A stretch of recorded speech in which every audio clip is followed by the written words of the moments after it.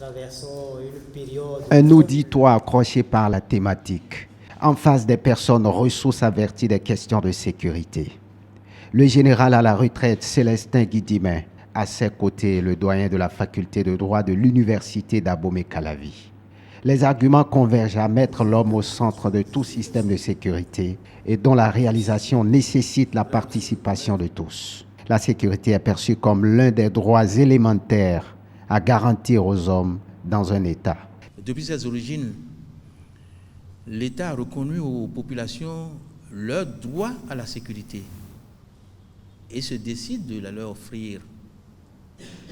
Mais depuis un certain temps, l'État régalien qui s'est choisi cette mission a commencé par montrer ses limites. Cette faiblesse a suscité l'émergence d'autres acteurs de production de la sécurité. Le concept sécurité participative trouve alors son sens, mais sur ce point, des interrogations apparaissent. Dans quel timing, dans quelle stratégie accepter la participation ou la contribution des citoyens?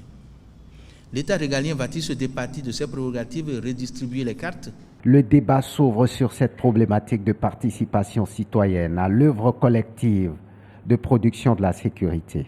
L'État régalien conserve sa place de titulaire. C'est à elle qu'il revient également de légitimer la participation de la population à la production de la sécurité. Chacun doit pouvoir participer à la sécurité du pays et il ne faut pas forcément attendre. C'est vrai que c'est la mission principale de l'État, mais il ne faut pas attendre l'État pour que la sécurité puisse être un élément ou du moins quelque chose de collectif. Les lignes sont désormais claires au thème des échanges.